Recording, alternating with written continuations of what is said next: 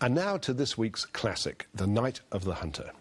In this hauntingly beautiful and disturbing adaptation of Davis Grubb's 1953 best-selling novel, Robert Mitchum memorably portrays Harry Powell, a serial killer who, posing as a preacher, roams through small communities in the South during the Depression, marrying and then murdering rich widows. His latest victim is Willa Harper, Shelley Winters, whose husband, Ben, had robbed a bank to try to provide for her and their 2 children, but he was captured and executed. Powell knows that Harper hid the stolen money somewhere, and we know that Ben's son, John, Billy Chapin, knows where it is.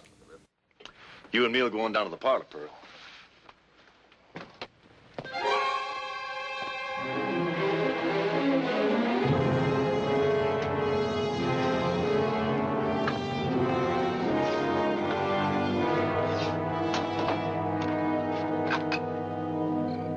John's just plumb bad through and through. John's bad. Yes, John's bad. Tell me another secret about my gas. Oh, no, your turn. All right, what secret shall I tell? Where's the money hid? John's there. Where's the money hid? Tell me, you little wretch, or I'll tear your arm off.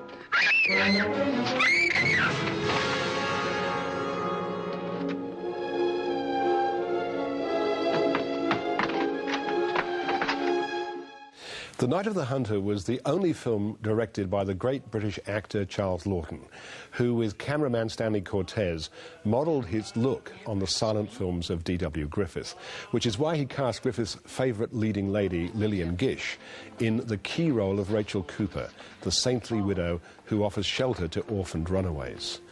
Critics and audiences in 1955 were unsettled by the approach taken by Laughton and screenwriter James Agee, himself a famous writer on film.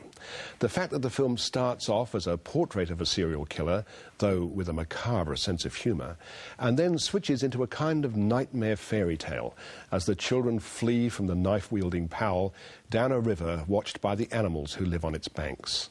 This was too disorienting for many, and the film flopped. As a result, Laughton never directed again, a tragedy for cinema. In Australia, audiences weren't given the opportunity to decide. Our film censors at the time, apparently wrongly convinced that Harry Powell really was a preacher, banned the film on the grounds of blasphemy. Margaret. That's what's wrong with censorship, David. Well, you miss out on films like this.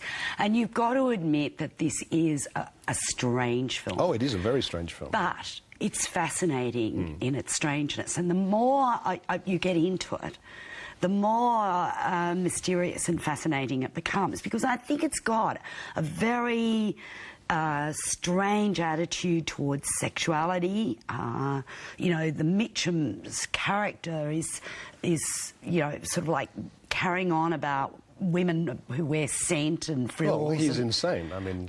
Yes, clearly. but it's, you know, I mean, then he goes to a burlesque show and watches a woman do a sexy dance in Spangles. You know, I mean, that's that conflicted attitude to sexuality. And then Rachel Cooper's character, much later on in the film, has another view on a couple cuddling. Look, you could go on and on about it.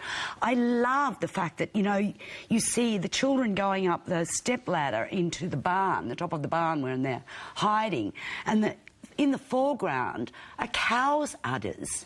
I thought that was the most amazing shot. I think there are so many great... I must have seen this film 50 or 60 times, and every time I see it, I find something new and something exciting about it.